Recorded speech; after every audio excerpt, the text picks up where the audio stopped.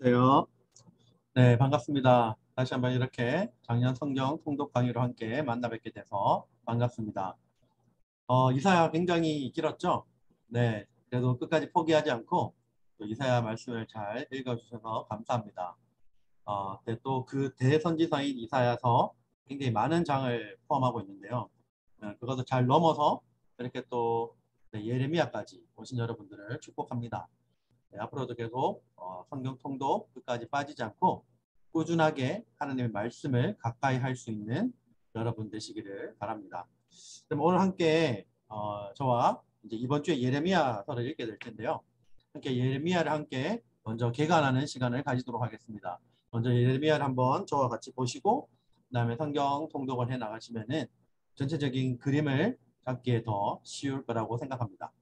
저와 예레미야 함께 보시죠. 자, 구약 성경의 구조 속에서 저희가 예레미야에 대한 부분을 지금 이제 봅니다. 벌써 여기까지 왔습니다. 네. 전체적인 순서와 그다음에 이제 앞으로 남은 것들을 생각하면 생각보다 많이 왔습니다. 네, 한 걸음 한 걸음 가다 보면은 결국은 또 1년이 지났을 때 성경 통독을 또 잘 완료할 수 있는 그런 뿌듯함을 또 함께 느끼실 수 있을 것 같습니다. 함께 보겠습니다. 자, 서론입니다. 자, 예레미야는 우는 선지자라고도 불리죠. 그리고 비운의 선지자, 그리고 깨진 심령을 가진 선지자로 불렸습니다. 여러분들 보시면은 예레미야에 대해서 이제 여러분들이 성경을 읽으면서 많이 보게 될 텐데 예레미야가 하나님 앞에 기도하면서 정말 이 어두운 시대 상황 가운데 정말 하나님의 그 마음을 많이 대변했던 그런 선지자였습니다. 앞으로도 계속 살펴보겠습니다. 자, 버넌 맥이라는 미국 장로교회 목사님이십니다. 어떤 말을 하셨냐면 하나님께서는 심판에 가혹한 메시지를 전하기 위하여 어머니의 마음과 그리고 떨리는 목소리와 눈에 눈물이 가득 보인 예레미야를 선택하셨다라고 표현합니다. 예레미야에 대한 부분을 굉장히 간단한 문장으로 잘 표현했다고 생각합니다. 그래서 이렇게 표현했다는 거 한번 보시고요. 보겠습니다. 예레미야라는 이름은 여호와께서 세우신다, 여호와께서 높이신다, 그리고 여호와께서 던지신다라고 해석할 수 있습니다. 네. 예레미야의 저자는 예레미야입니다. 이 부분에 대해서 이미 1장 1절에 힐기야의 아들 예레미야라고 언급하고요. 이에 대한 여러 가지 증거들이 있습니다. 바룩에게 모든 예언을 받아 적게 했고 그에 대한 말씀이 여기 나옵니다. 밑에 보시면 36장 4절에 예레미야가 네리야의 아들 바룩을 부르매 바룩이 예레미야가 불러주는 대로 여호와께서 그에게 이르신 모든 말씀을 두루마리책에 기록하니라 라고 합니다. 네, 예레미야가 저자임을 보여주는 것이죠. 자, 다니엘은 예레미야의 포로 70년에 관한 예언도 언급하고요. 신약성경 여러 부분에서 예레미야가 저자임을 지지합니다. 기독교 전통이 예레미야 저자임을 지지하고요. 이에 대한 이견은 특별하게 없습니다. 기록연대와 배경을 함께 보도록 하겠습니다. 자, 예레미야의 기록연대는 언제일까요? 기록연대는 주전 627년에서 주전 580년 사이로 이제 추정이 됩니다.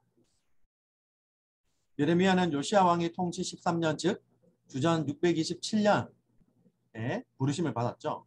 그래서 이사야가 죽은 지 약 60년 후에 예레미야의 사역이 시작되었습니다. 보시면 되고 예레미야가 예언한 시기를 보시면 이렇게 도표가 있습니다. 표가 있는데 다윗 시대를 지나서 요시야, 그 다음에 그 사이에 이제 바벨론 포로 그 중간에 주전 627년에 예레미야가 이제 예언을 하기 시작했죠. 그래서 예루살렘이 멸망하고 이후에도 약 한 6년간 계속적으로 예레미야가 예언을 하였습니다. 도표를 참고해서 보시면 되겠습니다. 자, 특징을 볼까요? 예레미야는 연대적인 순서를 따르지 않습니다. 즉 예레미야를 보시면 시간적인 순서대로 기록하지 않았다라는 것을 알 수 있습니다. 네, 기간을 보도록 하겠습니다. 자, 예레미야도 굉장히 많은 장을 가지고 있죠. 네, 52장까지 있는데요. 총 4부분으로 나눌 수 있습니다. 자, 1장, 서론 부분에 해당하는 1장이고요. 네, 예레미야의 부르심과 사명에 대한 부분으로 나와 있고요. 그 다음에 2장부터 45장까지 두 번째 파트 유다의 죄와 심판에 대한 내용이 나옵니다. 그리고 46장부터 51장까지 열방에 대한 예언이 나오죠. 그리고 끝으로 52장 결론 부분인데요.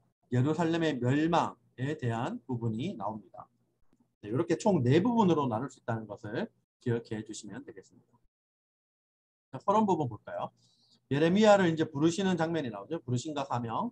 네, 하나님께서 예레미야를 선지자로 부르시고 심판의 메시지를 전하게 하십니다. 자, 이게 1장에 나옵니다. 자, 보시죠. 5절에 보시면 내가 너를 모태에 짓기 전에 너를 알았고 내가 배에서 나오기 전에 너를 성별하였고 너를 여러 나라의 선지자로 세워놓으라 하시기로. 네. 여러분들 이미 이 말씀하신 거는 이미 예레미야를 하나님께서 선지자로 너가 모태에서부터 내가 너를 세웠다라고 말씀하신 거죠. 네. 하나님의 부르심이 나옵니다. 하나님께서 예레미야에게 살구나무의 메시지를 통해서 확신을 주시고 끓는 가마의 환상을 통해 심판의 경고를 주십니다. 그리고 두 번째 파트 유다의 죄와 심판에 대한 부분인데요. 이게 2장부터 45장까지 나옵니다. 보겠습니다. 예레미야는 유다에 관한 13가지의 심판의 메시지를 전합니다. 총 13가지가 나옵니다. 일단 1장부터 25장까지 보겠습니다. 자, 2장 1절부터 4장 4절까지 예레미야의 첫 번째 설교가 시작됩니다. 자, 이것은 고의적 범죄에 대한 부분입니다. 자, 보면은 예레미야는 유다의 고의적 범죄를 결혼 비유를 사용하여 고발하였고요. 그 다음에 예레미야는 북왕국 이스라엘의 패망을 예로 들어서 유다에게 경고를 합니다. 자, 한번 볼까요? 3장 8절에 이렇게 기록하죠. 내게 배역한 이스라엘이 간음을 행하였으므로 내가 그를 내쫓고 그에게 이혼서까지 주었을 때 그의 반역한 자매 유다가 두려워하지 아니하고 자기도 가서 행음함을 내가 보았노라. 네. 유다에게 이제 굉장히 강력한 경고의 말씀을 그 죄악됨을 지적하시면서 경고를 하시는 거죠. 예레미야의 두 번째 설교는 유다의 임박한 심판에 대한 부분을 이제 설교합니다. 예레미야는 임박한 심판을 경고하며 회개를 촉구하고요. 그 다음에 예레미야는 유다의 죄악을 열거하며 심판의 이유를 설명합니다. 네, 보시면서 심판의 이유를 설명합니다. 말씀은 참고로 보시면 되겠습니다. 자, 그 다음에 예레미야는 불가피한 예루살렘의 심판을 외칩니다. 네, 네, 이에 대한 말씀이고요. 참고로 한번 이 화면을 멈추시고 잠깐 함께 읽어보셔도 좋을 것 같습니다. 그 다음에 예레미야의 세 번째 설교가 나옵니다. 이것은 예배의 타락에 대한 설교 내용이 나옵니다. 볼까요? 예레미야는 유다의 외식적인 종교 행위와 비윤리적인 행동에 대해 메시지를 던집니다. 이것이 7장과 8장에 걸쳐서 나옵니다.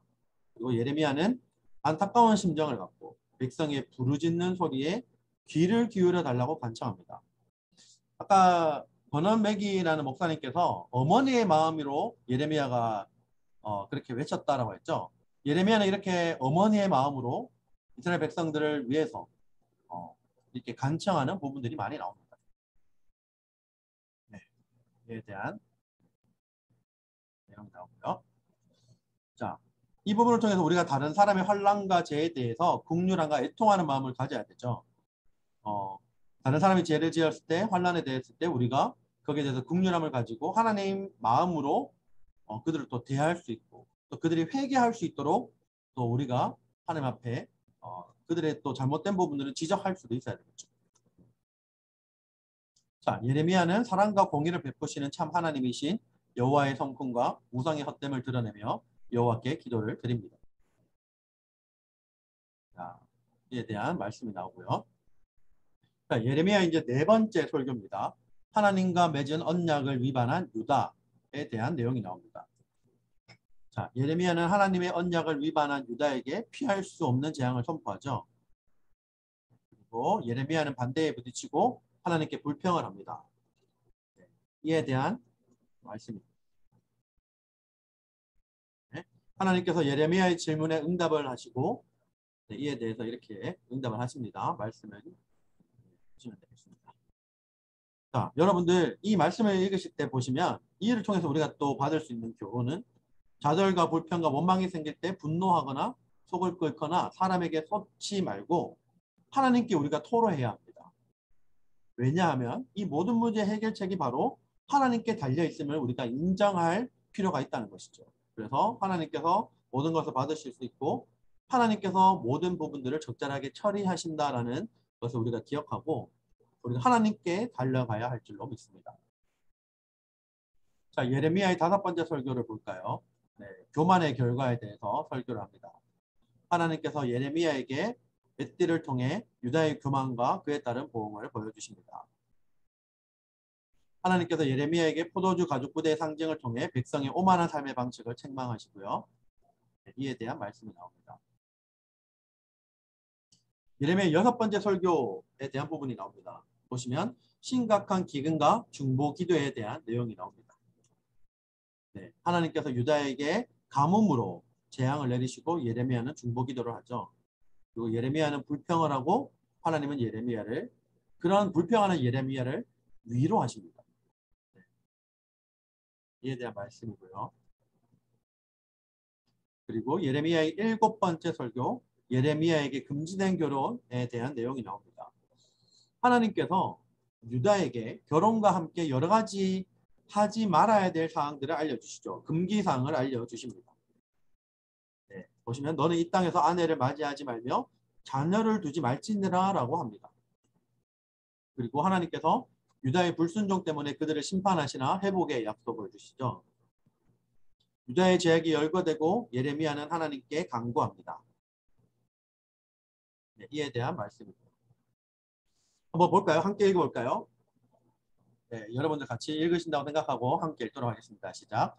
만물보다 거짓되고 심히 부패한 것은 마음이라. 누가 능히 이를 알리오마는 나 여호와는 심장을 살피며 회부를 시험하고 각각 그의 행위와 그의 행실대로 보응하나니 라고 합니다. 여러분 우리의 마음이 정말 중요합니다. 그래서 우리의 마음이 부패하지 않도록 항상 마음의 옷장을 열고 우리가 항상 이 마음에 묻은 여러 가지 찌꺼기들을 털어내고 없애야 되죠. 네, 우리가 항상 하나님 앞에 우리의 마음을 살피고 우리의 마음을 감찰하시는 하나님 앞에 정직하게 그리고 날마다 우리의 마음을 새롭게 해달라고 기도하는 것이 필요합니다. 자, 예레미야 8번째 설교를 보겠습니다. 예레미야는 안식일 준수에 대해서 심각하게 경고를 합니다. 네. 보실까요? 안식일에 너희 집에서 짐을 내지 말고 어떤 일이라도 하지 말고 내가 너희 조상들에게 명령한 같이 안식일을 거룩히 할지어다 라고 합니다.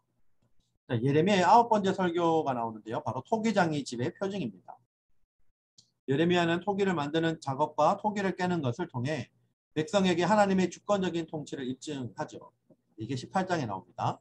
자, 그 다음에 예레미야는 자신이 전한 메시지로 인해서 공격을 당합니다. 그래서 낙심하게 되는데 그 대적을 심판해 달라고 하나님께 이제 간구하게 되죠. 예레미야는 하나님의 심판의 상징으로 온기가 깨진 것을 통해서 백성에게 교훈을 줍니다. 자, 보시면 예레미야는 밧수훌에게 이제 맞게 됩니다. 맞게 되고 감금되는 고통을 당하죠. 그 고난을 당하다가 이제 하나님을 찬양합니다. 그리고 하나님을 찬양하다가 또 하나님께 불평을 하죠. 예레미야의 마음의 심적인 변화들이 계속적으로 일어나는 부분이 예레미야 20장에 나옵니다. 자, 예레미야 10번째 설교, 유다의 왕들을 향한 메시지입니다. 네, 보시면 유다의 왕들에 대한 예레미야의 선지자의 메시지가 나옵니다. 시드기야에게 재앙의 메시지 전하고 살룸, 여호아하스라고 하죠. 이 포로도 끌려갔다가 결코 돌아오지 못할 것을 예언하고 여호야김 탐욕에 대해서 메시지 전하고요. 고니야, 즉 여호야긴의 자손이 유다의 보좌에 앉지 못할 거라고 예언합니다. 이에 대한 말씀이고요. 그리고 예레미야는 미래의 왕, 의로운 왕, 메시아, 네, 세례교회 메시아 예수 그리스도에 대한 예언을 하게 됩니다. 자, 한번 볼까요? 이제 예레미야에서 좀 유명한 여러분들도 잘 아는 말씀입니다. 제가 한번 읽어보겠습니다. 여호와의 말씀이니라 보라 때가 이르니니 내가 다윗에게 한 의로운 가지를 일으킬 것이라. 그가 왕이 되어 지혜롭게 다스리며 세상에서 정의와 공의를 행할 것이며 그의 날에 유다는 구원을 받겠고 이스라엘은 평안히 살 것이며 그의 이름은 여호와 우리의 공의라 일컬음을 받으리라. 네. 내가 다윗에게 한 의로운 가지를 일으킬 것이다 라고 하죠. 이것이 바로 메시아, 즉 예수 그리스도에 대한 예언을 보여줍니다. 네. 모든 지도자는 책임감을 기꺼이 받아들이고 이기심과 탐욕을 버리고 추종자들에 대한 책무를 신실하게 감당해야 되죠. 맡은 양이 누구든지 신실하게 감당해야 할 줄로 믿습니다. 자, 예레미야의 11번째 설교입니다. 예레미야는 유다의 거짓 선지자들에 대하여 정죄를 합니다. 네. 선지자와 제사장이 다 사악한지라 라고 이렇게 얘기를 하죠. 그들의 악을 발견했다고 합니다. 자, 예레미야의 12번째 설교가 나옵니다. 24장에 나오는데요. 하나님께서 예레미야에게 무화과 두 강주리의 환상을 보여주므로 유다의 기환과 그리고 멸망에 관한 메시지를 전하게 하십니다. 네, 이에 대한 말씀이고요. 자, 13번째 설교. 하나님께서 예레미야를 통해 70년간의 바벨론 포로 생활에 대한 메시지를 이제 전하게 하십니다. 이에 대한 말씀 참고로 보시면 되겠습니다. 자, 예레미야와 유다와의 갈등에 대해서 이제 말씀이 26장부터 29장까지 기록되어 있는데 한번 볼까요? 예레미야는 말씀을 외치다가 백성들로부터 죽을 위기에 빠집니다. 하지만 예레미야가 확신에 찬 메시지를 전했을 때 보관들은 그를 살려주게 되죠. 그 다음 예레미야는 예루살렘에서 유다의 미래에 대해 거짓 예언하는 이제 거짓 선지자들과 충돌합니다. 이에 대한 말씀이고요. 자, 예레미야는 포로 중에 있는 거짓 선지자들과 논쟁을 합니다. 네, 이에 대한 말씀이고요. 자, 이 부분도 아마 여러분들 많이 보셨을 거예요. 제가 한번 읽어드리겠습니다. 여호와의 말씀이니라 너희를 향한 나의 생각을 내가 아나니 평안이요 재앙이 아니니라. 너희에게 미래와 희망을 주는 것이니라. 너희가 내게 부르짖으며 내게 와서 기도하면 내가 너희들의 기도를 들을 것이요. 너희가 온 마음으로 나를 구하면 나를 찾을 것이요. 나를 만나리라. 아멘. 예레미야가 이렇게 하나님의 말씀을 대언하는 선지자로서 역할을 잘 감당하고 있죠. 자, 세 번째로 이스라엘과 유다를 위한 위로가 있습니다. 30장부터 33장까지고요. 하나님께서 예레미야에게 이스라엘과 유다가 이제 포로 생활로부터 회복이 될 것임을 이야기합니다. 그리고 그 다음에 새 언약을 맺을 것을 이제 말씀을 하죠. 네, 이에 대한 말씀이고요. 그다음 하나님께서 궁중 시위대 뜰에 갇혀 있는 이제 예레미야에게 예루살렘 이 성의 회복과 영원한 언약에 대한 약속을 주시면서 이제 하나님께서 주신 그 언약을 다시 한번 재확인시켜주는 말씀이 나옵니다. 네, 한번 위에 것만 한번 읽어볼까요? 나는 여호와여 모든 육체의 하나님이라 내게 할 수 없는 일이 있겠느냐. 아멘. 너는 내게 부르짖으라 내가 내게 응답하겠고 내가 알지 못하는 크고 은밀한 일을 내게 보이리라. 이 말씀도 여러분들 많이 암송하시는 말씀이라고 생각합니다. 예레미야 33장 3절에 등장하는 말씀이고요. 외우기도 쉽죠. 33장 3절. 네. 자, 네 번째로 유다에게 임한 멸망이 34장부터 45장까지 나옵니다. 자, 하나님께서 예레미야에게 유다의 멸망 직전에 일어날 일을 말씀하십니다. 그리고 시드기야에 대한 경고의 말씀을 주시고요. 약속에 신실한 내갑 자손들에게 대한 메시지를 주십니다. 여호야김이 두루마리를 불태우자 하나님께서 예레미야에게 또 다른 메시지를 두루마리에 적으라는 명령을 주시죠. 하나님께서 그 다음 예레미야에게 유다가 함락하는 기간 동안에 이제 일어나는 사건들에 대해서 말씀해 주십니다. 이 부분이 37장과 39장에 걸쳐서 나옵니다. 하나님께서 예레미야에게 유다 멸망 이후에 있을 일을 말씀해 주시고요. 이게 40장부터 44장까지에 걸쳐서 나오고요. 그 다음에 하나님께서 예레미야를 통해 낙담한 바룩에게 구원을 약속하시죠. 자, 그 다음에 46장부터 51장까지 열방에 대한 예언이 나옵니다. 자, 예레미야는 애굽이 바벨론에게 멸망할 것을 예언하죠. 이에 대한 예언의 말씀이고요. 예레미야는 블레셋을 향한 심판의 메시지를 전하고요. 그 다음에 모압을 향한 심판의 메시지, 암몬을 향한 심판의 메시지, 에돔을 향한 심판의 메시지를 계속 심판의 메시지를 각 나라를 향한 열방을 향한 심판의 메시지를 전하고 있습니다. 그 다음 다메섹을 향해서, 그 다음에 게달 하솔을 향해서, 그 다음에 엘람을 향해서, 마지막으로 또 바벨론을 향해서 이렇게 심판의 메시지를 전달합니다. 자, 예루살렘의 멸망에 대한 부분이 자 예레미야 52장에 나오죠. 자, 첫 번째로 보시면 바벨론의 느부갓네살 왕이 예루살렘을 침공하고 그 다음에 시드기야의 눈을 빼고 바벨론으로 끌고 가는 장면이 자 52장에 나옵니다. 그리고 바벨론은 예루살렘을 파괴하고 성전의 모든 기구를 바벨론으로 가지고 갑니다. 그리고 유다 백성들을 포로로 잡아가죠. 유다의 여호야긴 왕은 바벨론에 잡혀간 지 37년 만에 석방이 되고 바벨론에서 좋은 대우를 받습니다. 예레미야의 주제는 뭘까요? 볼까요? 예레미야의 주제는 유다의 심판입니다. 제가 아까 계속적으로 여러 각 열방을 향한 심판의 메시지를 전하는 예레미야를 보았죠. 하나님께서 그 유다를 향한 하나님의 심판의 메시지를 굉장히 강렬하게 전하고 있는 책이 바로 예레미야서입니다. 목적은 하나님의 백성에게 하나님께서 자신의 백성과 세상을 심판하신다는 것을 상기시키기 위해서 기록이 되었습니다. 우리가 비록 실패하여 하나님께서 우리를 심판할지라도 하나님께서는 우리를 회복시키시고 자신의 계획을 이루어 가신다는 것을 보여주시기 위해서 기록이 되었죠. 핵심 구절은 뭘까요? 네. 아까 제가 읽었던 말씀들도 핵심 구절이라고 할 수 있겠습니다. 여기서는 뽑은 것은 이 말씀인데 한번 23절만 읽도록 하겠습니다. 오직 내가 이것을 그들에게 명령하여 이르기를 너희는 내 목소리를 들으라. 그리하면 나는 너희 하나님이 되겠고 너희는 내 백성이 되리라. 너희는 내가 명령한 모든 길로 걸어가라. 그리하면 복을 받으리라 하였으나. 네. 우리가 하나님의 목소리를 듣고 청종하는 것이 얼마나 중요한지 또 예레미야서를 통해서 우리가 알 수 있게 되기를 바랍니다. 자, 적용을 볼까요? 자, 예레미야는 유다의 심판에 관한 이야기라고 했죠. 그래서 유다는 순종했나요? 안 했나요? 네. 불순종했기 때문에 심판을 받았습니다.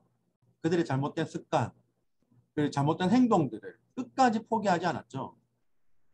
이 잘못된 행동들과 잘못된 습관들, 그런 것을 통해서 나뿐만 아니라 자신의 삶뿐만 아니라 가까운 가족들까지도 주변에 있는 사람들까지도 불행으로 몰아넣게 되는 모습을 봅니다.